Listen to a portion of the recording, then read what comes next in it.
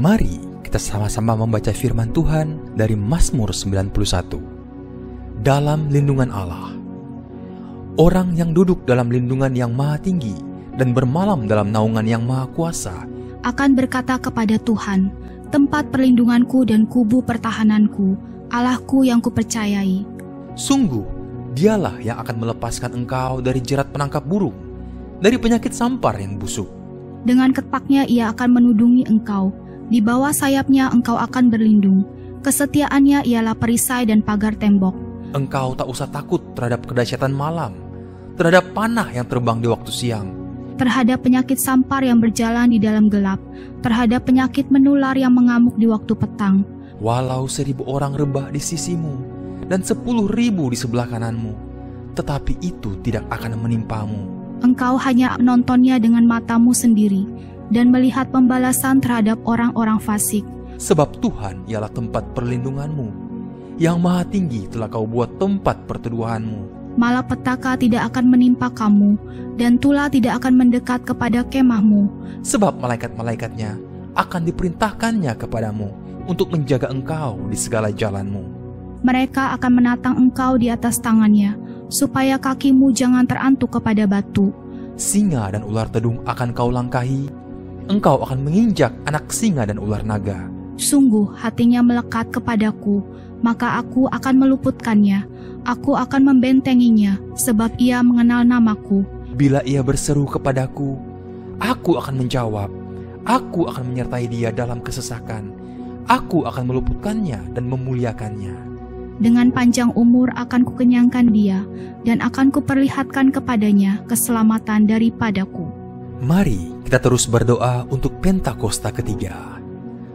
Pentakosta ketiga adalah pencurahan Roh Kudus yang dahsyat di zaman ini, melebihi yang terjadi di Azusa Street. Pentakosta ketiga akan mengakibatkan penuaian jiwa yang terbesar dan yang terakhir sebelum Tuhan Yesus datang kembali. Pentakosta ketiga akan membangkitkan generasi Yeremia, yaitu anak-anak muda yang dipenuhi Roh Kudus, cinta mati-matian kepada Tuhan Yesus, tidak kompromi terhadap dosa, dan akan bergerak untuk memenangkan jiwa. Pentakosta ketiga lahir di Indonesia dan bergerak ke bangsa-bangsa.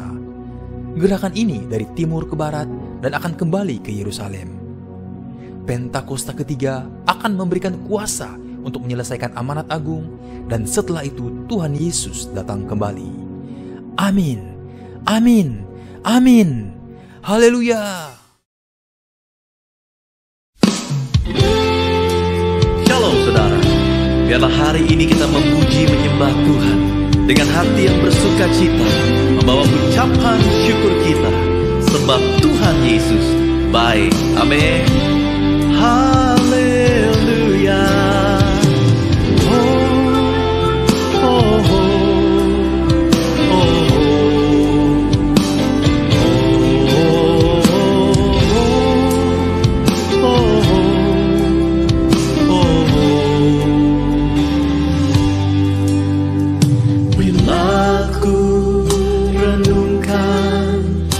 Kasih setiamu, sungguhlah Engkau menolongku,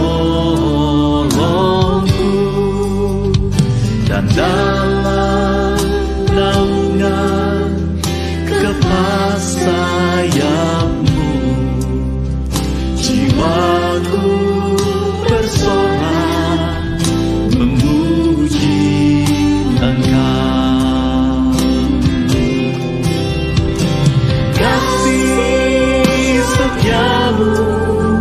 Lebih dari hidup, biar bibirku memegangkan Engkau seumur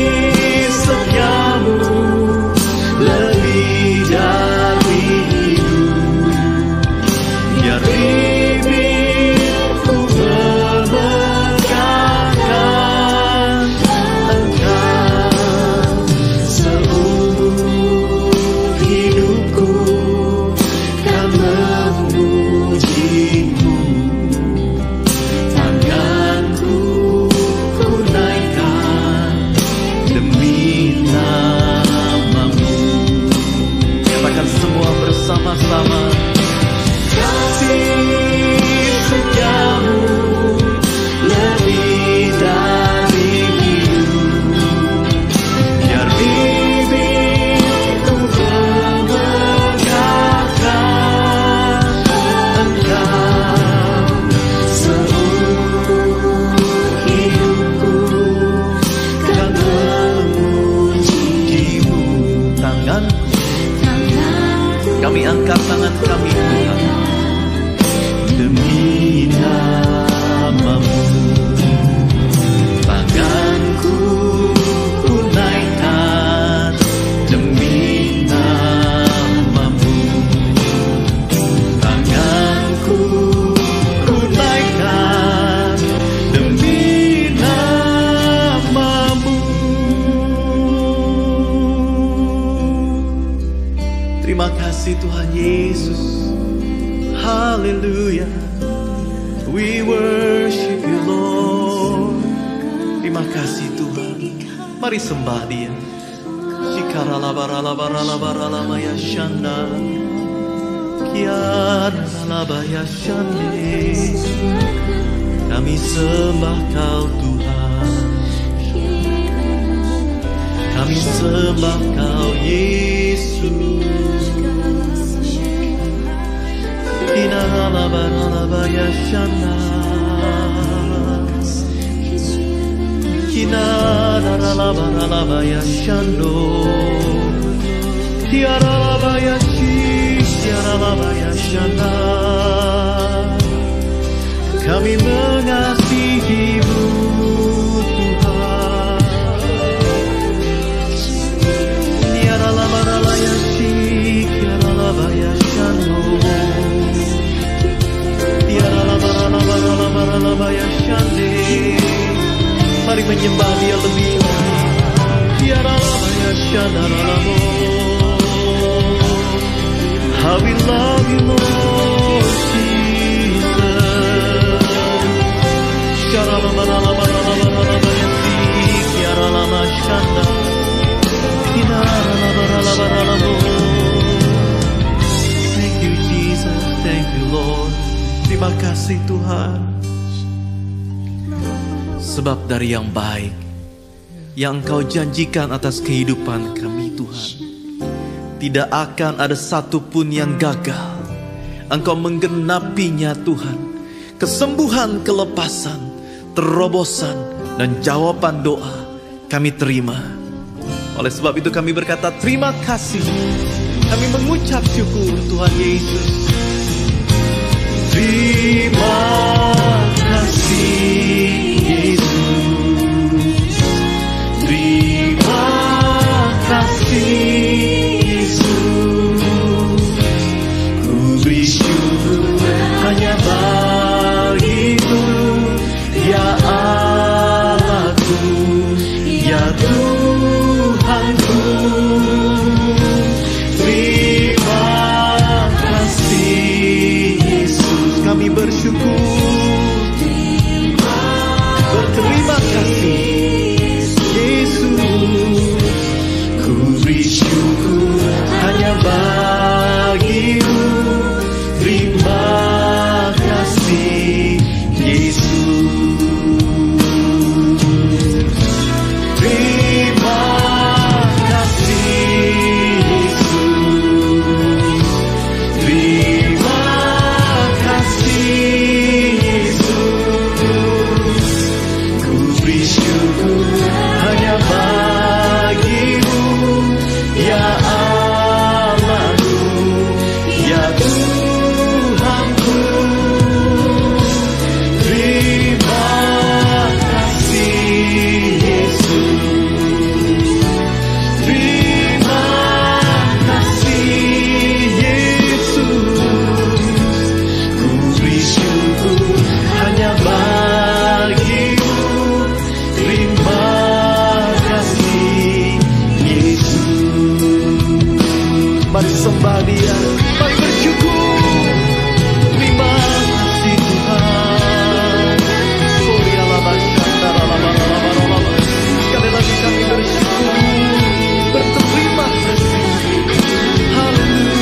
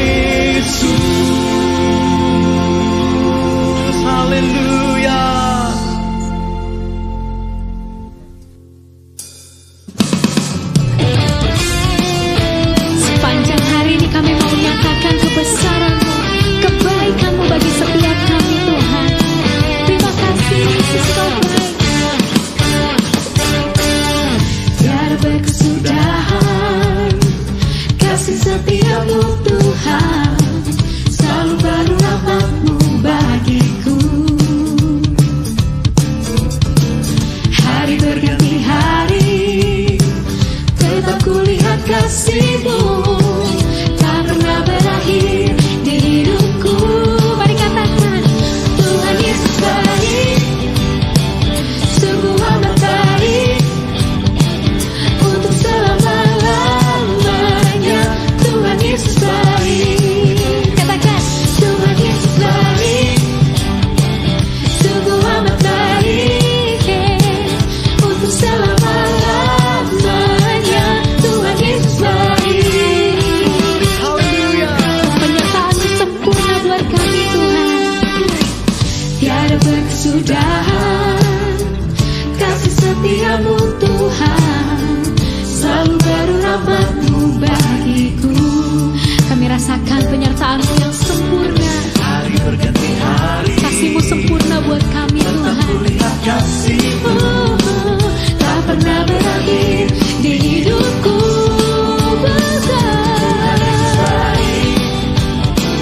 Sungguh amat baik, untuk selama-lamanya. Tuhan Yesus baik, katakan Tuhan Yesus baik, sungguh amat baik, dari selamanya. Tuhan Yesus baik. Mari kasih tepuk tangan buat kebaikan Tuhan, saudara. Ya Allah yang baik, tiada Allah yang seperti Tuhan Yesus. Mari nyatakan sama-sama.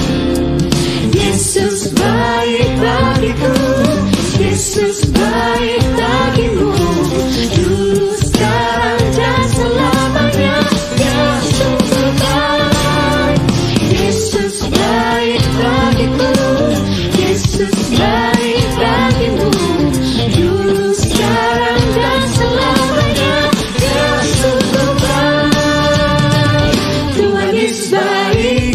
Mari tepuk tangan saudara. Amat baik, Ya Allah yang baik, untuk selama-lamanya. lamanya.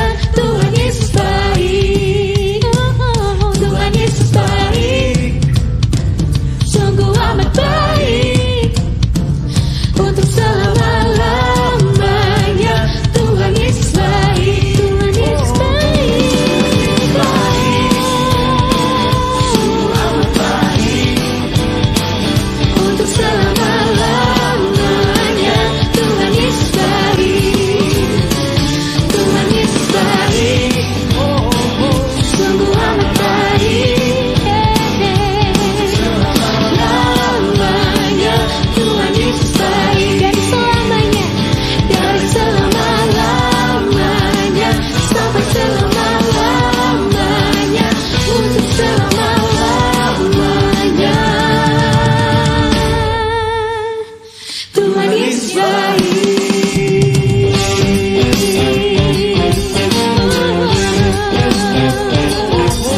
Kami bersorak buat kebaikan-Mu Tuhan. Mari kita kasih tepuk tangan yang terbaik buat Allah kita. Haleluya.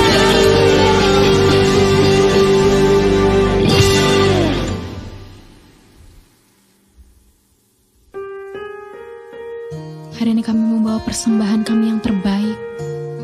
Hidup kami Tuhan di altar-Mu yang kudus. Ini persembahan kami, Yesus.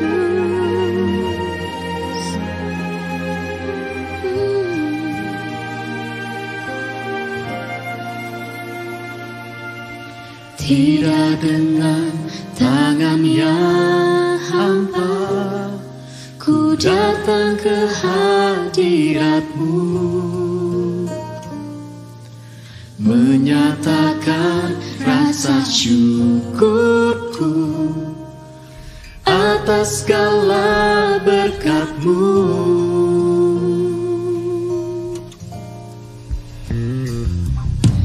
Tidak dengan tangan yang hampa, ku sujud menyembah-Mu,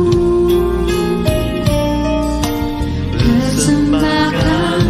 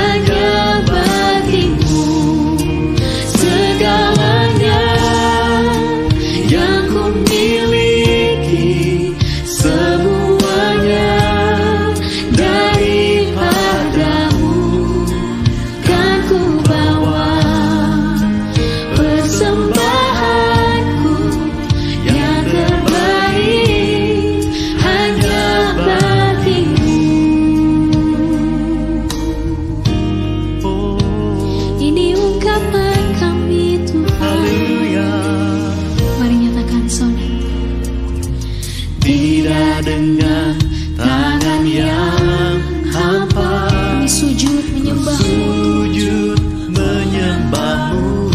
Makasih Yesus, Engkau baik. Kami persembahkan hidup kami Hidupku di atas mezbah-Mu. Segalanya yang ku miliki, semuanya daripadamu, kan ku bawa persembahanku yang terbaik hanya bagimu. Segalanya Tuhan yang ku miliki, Kami persembahkan kepadamu, kan ku bawa persembahanku yang terbaik hanya bagimu. Oh mari sembah Dia.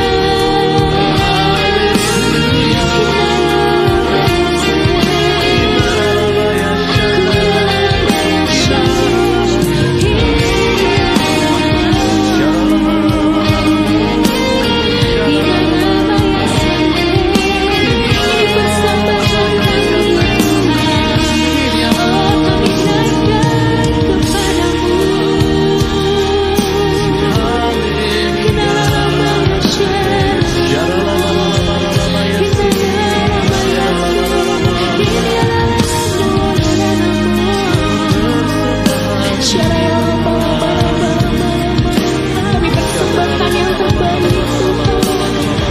Mari angkat suaramu yang kata. Segalanya yang ku miliki, semuanya daripadamu, kan ku bawa persembahanku yang Kami terbaik persembahkan Tuhan. bagimu. Segalanya yang ku miliki, semuanya daripadamu, kan ku bawa persembahanku yang terbaik hanya Kami bawa Tuhan. kan ku bawa persembahanku yang terbaik hanya bagimu. Kami bawa. Kan ku bawa persembahanku yang terbaik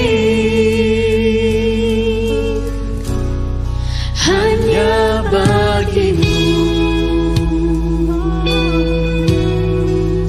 Ini persembahan kami kepadamu.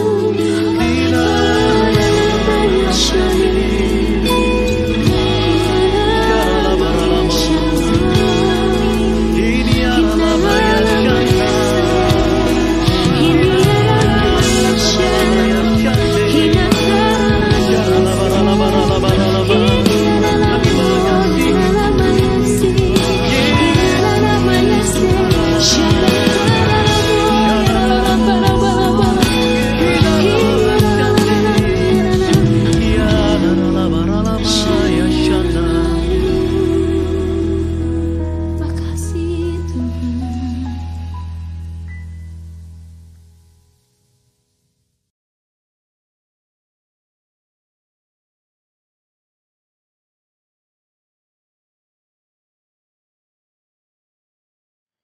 Shalom saudara semua yang saya kasihi, jemaat Tuhan baik yang ada di Jakarta, Singapura, dan Melbourne.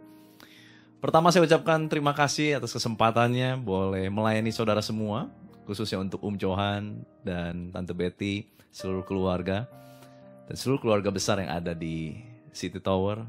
Terima kasih buat kesempatannya. Mari sebelum kita mendengarkan firman Tuhan, kita akan sama-sama tundukkan kepala dan kita akan berdoa. Bapa, kami bersyukur untuk hari yang baru yang Tuhan berikan. Biar Tuhan juga berikan kepada kami semangat yang baru, kekuatan, anugerah yang terus baru dalam kehidupan setiap kami. Urapi Tuhan setiap kami dan urapi firman-Mu, terlebih urapi mulut bibir hamba-Mu ini. Biar hanya firman yang benar, yang hidup, yang mendatangkan damai, sejahtera, dan sukacita. Firman itu yang akan masuk di dalam kehidupan setiap kami, berakar, bertumbuh, dan berbuah. Sebab kami percaya waktu firman dilepaskan, maka ada kuasa, ada otoritas Tuhan dicurahkan. Maka yang sakit kami akan terima kesembuhan, yang lemah kami akan dikuatkan, yang putus asa kami mendapat pengharapan, yang susah hati Tuhan yang hiburkan.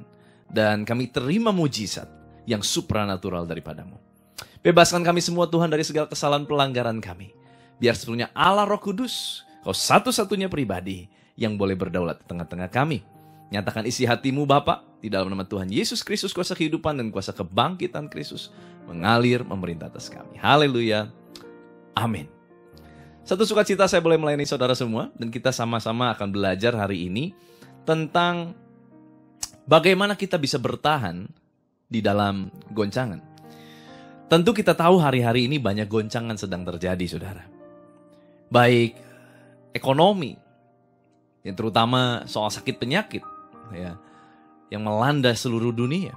Dan ini menjadi goncangan yang belum pernah kita alami, yang tidak terprediksi. Tetapi ya kita sudah melaluinya 1 tahun, saudara. Dan berapa lama lagi tidak ada seorang pun yang tahu. Tetapi kita percaya Alkitab mengajarkan bagaimana prinsip-prinsip hidup bukan pada waktu tertentu, tetapi prinsip hidup firman Tuhan ini berlaku sampai kapanpun, sekalipun bumi dan langit lenyap, tetapi firman Tuhan akan tetap. Nah saudara, kata bertahan dalam goncangan, saya temukan di Matius pasal 10 ayat 22 dikatakan, dan kamu akan dibenci semua orang oleh karena namaku, tetapi orang yang bertahan sampai pada kesudahannya akan selamat. Dan juga dicatat dalam kitab Yakobus pasal pertama ayat yang ke-12 dikatakan, berbahagialah orang yang bertahan dalam pencobaan. Justru dikatakan berbahagia.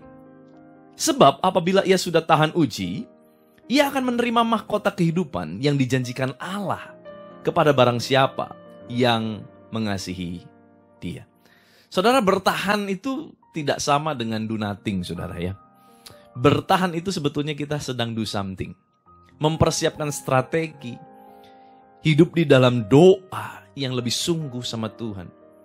Bertahan itu betul-betul berbeda dengan gak ngapa-ngapain, saudara. Gak ngapa-ngapain itu ya gak ngapa-ngapain.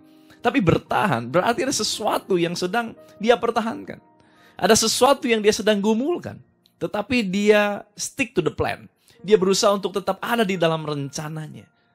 Dia tahu apa yang dia sedang kerjakan. Yaitu dia sedang mempersiapkan untuk sesuatu yang lebih besar.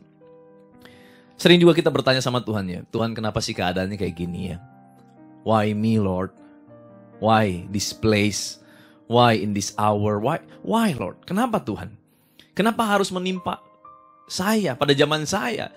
Kenapa saya harus kehilangan orang yang saya kasihi? Kenapa? Kenapa? Banyak pertanyaan kenapa. Saudara, sebelum masuk dalam firman Tuhan, saya mau buka dengan sebuah ilustrasi. Satu kali saya melihat ada satu kotoran seperti tanah gitu ya. Di atas tempat memasak, kanopi di atas tempat saya memasak di dapur, saudara ya. Jadi seperti ada tutup kanopi yang harusnya transparan, tetapi tiba-tiba itu kotor gitu, seperti tertutup tanah. Maka saya naik ke atas ke lantai 2 dan saya perhatikan ada apa ya. Ternyata waktu saya lihat itu bukan debu atau kotoran tanah. Tetapi ternyata yang ada di sana adalah bersarangnya ribuan semut di dalam kanopi tersebut. Karena ada terdiri dari 2 lapisan. Tentu saya nggak bisa tinggal diam, saudara ya. Saya segera ambil obat serangga. Saya semprotkan di mana ada lubang kecil gitu ya. Ada lubang kecil sekali tempat baut begitu. Dan waktu saya semprotkan, ya beberapa mati. Semutnya beberapa mati. Tetapi hanya yang dekat daerah tempat masuk begitu ya. Tetapi itu ke dalam itu masih banyak sekali ribuan. Dan itu tidak bisa terjangkau oleh saya. Maka apa yang saya lakukan kemudian? Saya mulai menggoncang-goncang kanopi tersebut dengan harapan semut itu takut dan keluar. Lalu saya bisa semprot gitu. Saya goncang saudara dengan kekuatan saya. Berapa menit saya goncang, apa yang terjadi? Ternyata saya menemukan ada 2 jenis semut. Semut yang pertama adalah semut yang panik. Nah, semut yang panik tentu dia merasa bahwa dia dekat dengan pintu masuk, dia cepat keluar. Padahal dia nggak tahu di sana saya sudah pasang jebakan, yaitu obat serangga. Nah, maka semut-semut yang panik, yang keluar buru-buru, itu semuanya mati. Tetapi saya temukan ada semut jenis kedua. Nah, semut jenis kedua ini, walaupun dia digoncang, dia bergerak. Dia tidak diam, dia tidak tinggal diam. Dia bergerak, tapi dia bertahan. Bergerak ke kiri, bergerak ke kanan, kembali lagi ke kiri. Tapi dia tidak keluar dari area goncangan. Dia tidak keluar dari area di mana dia sedang diproses oleh goncangan tangan saya. Singkat cerita saya capek juga goncang-goncang begitu saudara ya. Jadi saya tinggal. Nah, besok paginya saya lihat lagi. Cukup mengejutkan. Kenapa? Karena ternyata semua semut-semut yang bertahan tadi, mungkin waktu saya tidur dan keadaan mulai tenang, mereka menemukan jalan keluar baru, bukan jalan keluar seperti mereka masuk. Sebab tempat mereka masuk sudah penuh dengan obat serangga. Tetapi mereka punya jalan keluar lain. Dan bersih saudara. Tinggal tersisa semut-semut panik yang keluar lewat lubang di mana mereka masuk. Dari cerita ini, dari ilustrasi yang saya temukan di rumah saya ini, saya mendapat sebuah pewahyuan. Bahwa ternyata respon kita waktu digoncang itu menentukan bagaimana kita bisa keluar atau tidak dari goncangan. Kalau kita panik seperti semut yang tadi, kita tahu kalau kita panik menghadapi masalah, pasti keputusan apapun yang kita ambil, kemungkinan besarnya itu adalah keputusan yang keliru. Tetapi Alkitab mengajar kita untuk tenang, supaya kita bisa berdoa. Waktu kita berdoa, kita bisa mendengar suara Tuhan. Dan kita mendengar instruksinya, sehingga kita tidak salah dalam melangkah. Nah, saudara, saya akan ajak kita sama-sama belajar dari sebuah kisah dalam perjanjian lama, di mana pada saat itu Tuhan menuntun bangsa Israel keluar dari Mesir menuju tanah perjanjian, tanah mujizat, tanah yang diharap-harapkan. Dan waktu mereka keluar dari tanah Mesir, ternyata tidak mudah. Kenapa? Karena ternyata mereka dikejar oleh tentara Mesir. Dan satu kali, waktu mereka dikejar tentara Mesir, mereka lari di padang gurun itu, mereka mendengar instruksi Tuhan melalui nabinya, yaitu Musa. Nah, menarik sekali, ternyata saya temukan ada poin-poin yang dapat menuntun setiap kita, bagaimana kita bisa bertahan di dalam goncangan, supaya kita keluar menjadi pemenang. Poin yang pertama, saudara, bagaimana kuncinya bertahan di tengah goncangan seperti sekarang ini? Menurut Keluaran pasal 14 ayat 1-2, kunci yang pertama adalah berhenti bertanya, belajar percaya. Kunci yang pertama saya ulang, berhenti bertanya, belajar percaya. Keluaran pasal 14 ayat 1-2 berkata, berfirmanlah Tuhan kepada Musa demikian. Katakanlah kepada orang Israel supaya mereka balik kembali. Saudara perhatikan kata balik kembali. Dan berkemah di depan Pi-hahirot, antara Migdol dan laut, tepat di depan Baal Zevon, berkemahlah kamu di tepi laut. Menarik sekali, tiba-tiba Tuhan memberikan satu titik koordinat yang begitu pasti. Dan dikatakan di sana firman-Nya, supaya mereka balik kembali. Saudara, kata balik kembali itu artinya, sebelumnya mereka sudah pernah melaluinya. Saya mendapat sesuatu begini, saudara. Mungkin hari-hari ini, sepertinya engkau sedang mengalami peristiwa balik kembali. Di mana dulu engkau pernah lulus dari sebuah proses dan ujian. Mungkin ujian tentang kehidupan rumah tangga. Mungkin ujian tentang sakit penyakit. Mungkin ujian tentang masalah ekonomi. Dan engkau sudah lulus. Dulu engkau bangkrut, engkau sudah mengalami pemulihan ekonomi. Dulu engkau punya masalah rumah tangga, Tuhan sudah pulihkan. Tetapi kenapa hari-hari ini kok sepertinya peristiwa itu balik kembali? Sepertinya saya ngalami lagi hal yang dulu. Hal yang mungkin saya sangat takuti untuk tidak pernah terjadi lagi. Kok terjadi lagi? Saudara, kalau saudara ngalami seperti itu, firman mengajar kita, justru tepat di titik itulah, saudara ya. Tepat di titik itulah, di sana ternyata Allah melakukan mujizatnya. Pada zaman itu nggak ada yang tahu kenapa Tuhan suruh mereka berkemah di situ dan kenapa pada akhirnya Tuhan membuat Laut Tebrau itu dibelah dan bangsa Israel bisa lewat di situ di tanah kering melalui koordinat itu. Tetapi hari-hari ini zaman sudah modern.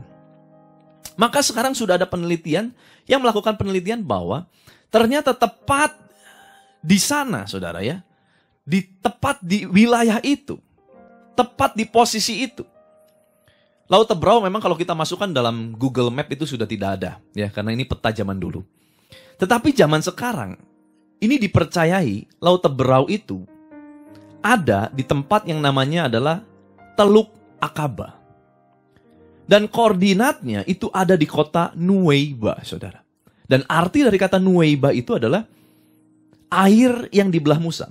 Nah, beberapa ahli percaya bahwa tempat inilah tempat di mana mujizat Laut Tebrau terbelah itu terjadi. Dan ternyata di sana, saudara, ya, ini penelitian modern. Laut itu atau Teluk Akaba itu punya panjang 160 km, lebar 24 km, dengan titik kedalaman terdalam yaitu 1850 meter, hampir 2000 meter. Dan ternyata ada sebuah fakta yang sangat mengejutkan. Ternyata di koordinat di mana Tuhan menyuruh mereka untuk berkemah di situ, tepat disitulah ada namanya jembatan dasar laut. Yang kedalamannya hanya 800 meter. Di mana itu adalah kedalaman yang dapat dilalui. Dan kanan kirinya dari jembatan dasar laut itu, kanan kirinya adalah jurang laut yang dalamnya hampir 2000 meter. Wow. Saudara, apapun masalah yang kau sedang hadapi hari-hari ini, percayalah. Sekalipun kau merasa seperti masalah yang lalu, kembali dalam kehidupanmu. Trauma masa lalu kembali dalam hidupanmu. Saudara, percayalah bahwa Tuhan tahu koordinat yang pasti dalam kehidupan setiap kita untuk menyelamatkan kita. Sebab masalahmu yang sedang kau alami hari ini bukanlah akhir dari segalanya, tetapi adalah awal Tuhan mau melakukan mujizat besar di dalam kehidupan setiap kita. Amin, saudara. Tetap percaya, ya, berhenti bertanya, belajar percaya sama Tuhan. Saya percaya, Amsal 8 ayat 29 berkata, Tuhan menentukan dasar laut, batas laut Tuhan yang tentukan, dan mata Tuhan menembus jauh sampai ke dalam dasar laut, sebab Dia tahu di mana koordinat-koordinat yang tepat untuk menyelamatkan kehidupan setiap kita.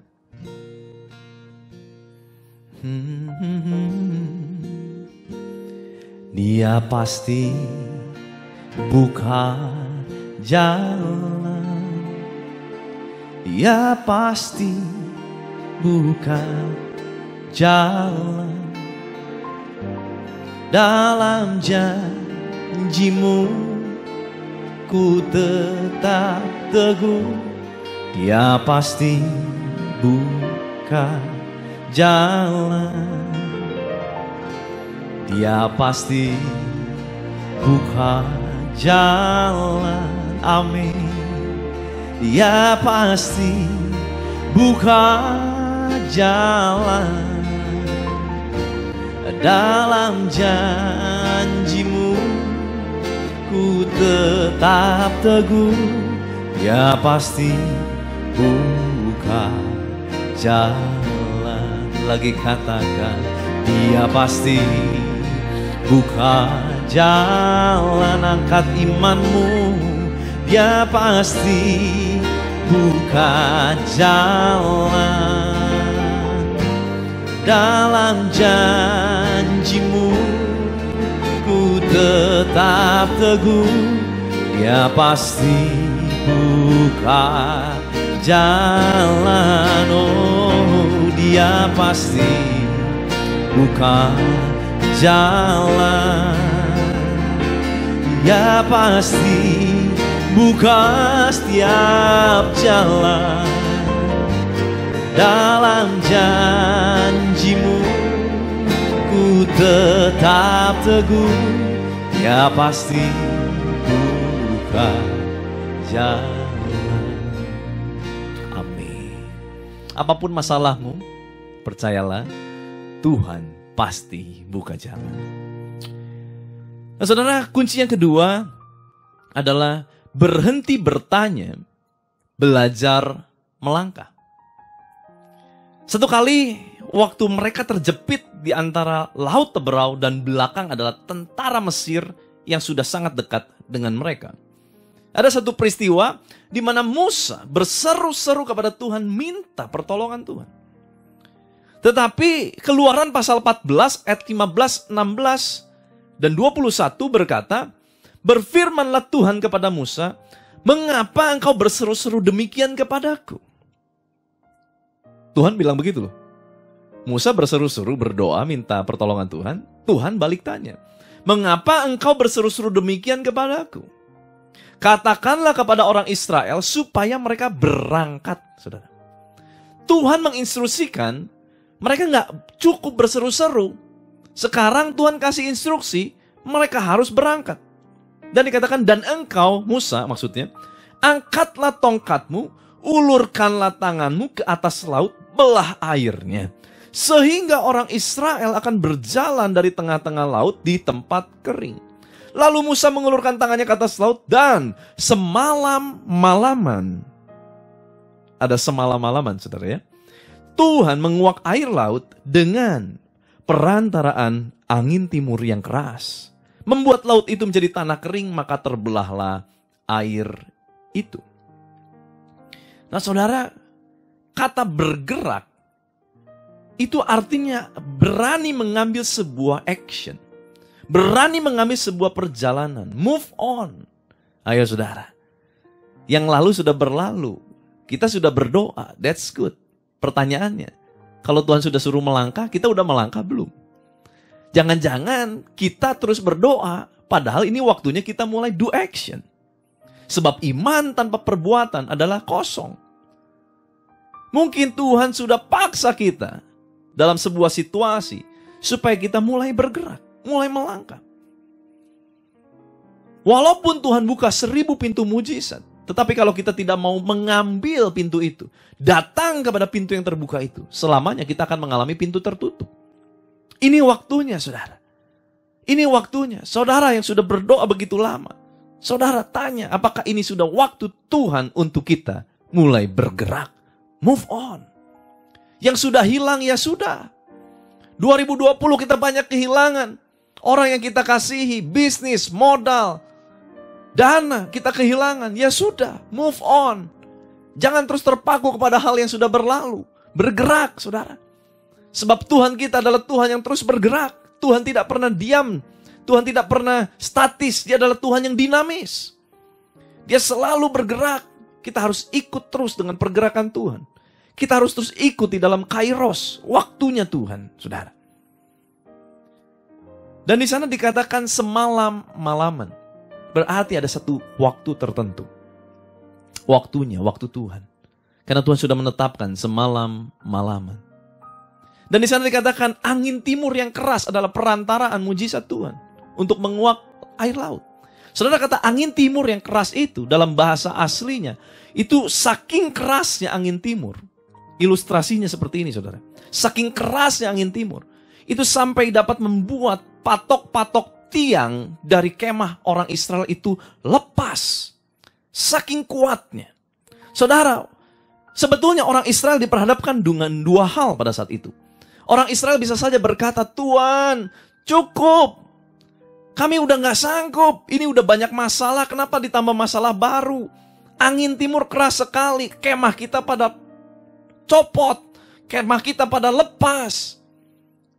Kalau orang Israel berpikir bahwa angin timur adalah malapetaka, mereka tidak akan mengalami mujizat. Tetapi justru Tuhan izinkan angin timur yang keras itu datang. Seolah-olah Tuhan menambah masalah baru. Yang lalu aja belum beres. Kok ditambah masalah baru? Saudara, orang Israel kalau menolak angin timur, selamanya mereka terkurung di situ dan tidak akan bisa lepas dari kejaran tentara Mesir. Mungkin hari ini angin timur sedang datang dalam kehidupan Anda. Engkau berkata, Tuhan, masalah sebelumnya belum beres, sekarang ada masalah baru. Saudara, jangan terlalu cepat menilai Tuhan. Mungkin angin timur yang keras yang datang belakangan itu adalah alat Tuhan untuk membawa mujizat dalam kehidupan kita. Jangan terlalu cepat menilai Tuhan dengan otak kita yang sangat terbatas ini. Tetapi belajarlah untuk merendam diri kita di dalam kedalaman ilahinya Tuhan. Saudara, apapun masalah yang sedang kau alami hari ini, saya sangat yakin dan percaya. Rancangan Tuhan adalah rancangan damai sejahtera yang mendatangkan hari depan yang penuh dengan pengharapan. Di saat badai bergelora, ku akan terbang bersamamu. Bapa kau Raja atas semesta, ku tenang sebab kau Allahku. Di saat badai bergelora, ku akan terbang bersamamu. Bapa kau Raja atas semesta, ku tenang sebab kau Allahku. Berhenti bertanya, belajar melangkah. Dan yang ketiga adalah berhenti bertanya, belajar mencukupkan. Berhenti bertanya, belajar mencukupkan. Keluaran pasal 15 ayat 22-25, singkat cerita, mereka lolos dari kejaran tentara Mesir. Tentara Mesir semuanya mati karena air laut terkuak berbalik kepada mereka. Dan setelah itu ternyata, setelah ada nyanyian Musa, tari-tarian dari Miriam, sukacita atas orang Israel, ternyata proses datang lagi. Baru saja orang Israel mengalami pembebasan besar, tiba-tiba di Keluaran 15 ayat 22-25, mereka masuk ke dalam padang gurun Syur. Dan 3 hari lamanya mereka berjalan di padang gurun itu dengan tidak mendapat air. Lalu sampailah mereka ke Mara. Tetapi mereka tidak dapat meminum air yang di Mara itu, karena pahit rasanya. Itulah sebabnya dinamai orang tempat itu Mara. Lalu bersungut-sungutlah bangsa itu kepada Musa, kata mereka, apa yang kami akan minum? Musa berseru-seru kepada Tuhan, dan Tuhan menunjukkan kepadanya. Perhatikan apa yang Tuhan tunjukkan. Sepotong kayu. Musa melemparkan kayu itu ke dalam air, lalu air itu menjadi manis. Di sanalah diberikan Tuhan ketetapan-ketetapan dan peraturan-peraturan kepada mereka. Saudara, setelah terjadi pembebasan, ternyata ada masalah baru muncul. Mereka menghadapi padang gurun dan mereka nggak siap. 3 hari mereka kehausan. Waktu mereka menemukan sumber air, sumber kehidupan, ternyata airnya pahit. Saudara, mungkin hari-hari ini sumber kehidupan kita sedang menjadi pahit. Mungkin bisnismu sedang pahit. Kehidupan rumah tanggamu sedang pahit. Banyak hal dalam pekerjaanmu sedang pahit. Saudara, apapun yang kau sedang alami, mungkin sumber mata airmu sedang berubah menjadi sesuatu yang pahit. Tetapi Tuhan berkata di sini, Tuhan gak bilang kepada Musa, Musa, pukul batu ini, pukul batu itu, nanti aku buat lagi sumber mata air baru. Tidak. Kali ini ada sesuatu yang unik. Tuhan tidak membuka sumber mata air baru. Tetapi dengan sumber mata air yang sama, Tuhan suruh lemparkan sepotong kayu. Dan waktu kayu itu dilemparkan, tiba-tiba air menjadi manis. Nah saudara, kata kayu, dari kata dasar Ibrani atsa, itu artinya adalah menutup, mengencangkan. Ilustrasinya seperti seseorang yang sedang mengencangkan ikat pinggangnya. Tuhan, mungkin ada masa, Tuhan memberikan masa kelimpahan dalam kehidupan kita. Sebelum masa pandemi ini. Tetapi kali ini rasanya sumber air kehidupan kita menjadi pahit. Ini waktunya saudara. Kita belajar untuk mengencangkan ikat pinggang kita. Belajar mencukupkan. Saya tahu ini sesuatu yang tidak enak. Karena identik kalau mujizat itu harusnya dengan penjumlahan, begitu kan? Mobil satu jadi dua, rumah satu jadi dua gitu ya. Apalagi tempo hari dikatakan ini the year of new dimension, dimensi yang baru. Mungkin pemikiran kita, oh sesuatu yang berlipat kali ganda. Tetapi justru tidak seperti apa yang kita bayangkan.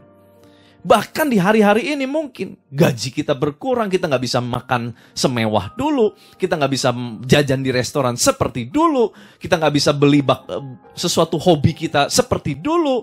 Bahkan kita harus menjual barang-barang kita karena untuk memenuhi kebutuhan hidup kita.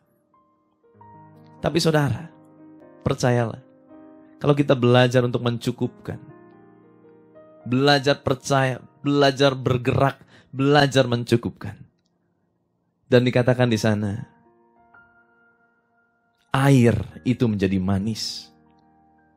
Kata manis di sana dalam bahasa Ibrani juga punya arti adalah menjadi menyenangkan. Saudara belajar mengencangkan sabuk dalam pengeluaran. Bisa jadi itu adalah hal yang menyenangkan hati Tuhan. Karena kita tetap menjadi orang yang bisa bersyukur sekalipun kita gak punya banyak hal. Mungkin waktu kita punya segalanya gampang kita bersyukur. Tetapi dengan kita gak punya apa-apa, bahkan banyak kekurangan terjadi dalam kehidupan kita, masihkah kita bisa bersyukur? Saya berdoa saudara dan saya dalam keadaan apapun kita akan tetap bisa mengucap syukur sama Tuhan.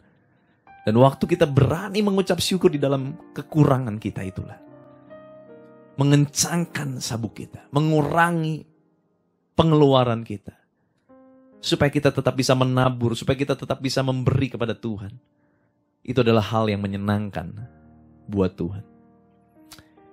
3 hal kita belajar, saudara. Belajarlah untuk percaya. Belajarlah untuk bergerak. Melangkah. Belajarlah untuk mencukupkan. Biarlah hal-hal ini dapat membuat kehidupan kita jadi kehidupan yang jauh lebih baik di tahun 2021. Sekalipun goncangan datang silih berganti, tapi kita akan keluar menjadi pemenang. Sebab apa? Selesai proses itu, Alkitab mencatat Tuhan memberikan mereka 70 pohon korma dan ada 7 sumber mata air yang Tuhan berikan waktu mereka lulus dari proses itu. Wow, percayalah, proses ini semuanya hanyalah sementara. Tuhan akan buka jalan. Tuhan akan kembalikan apa yang terhilang waktu kita sungguh-sungguh ikut dengan cara Tuhan.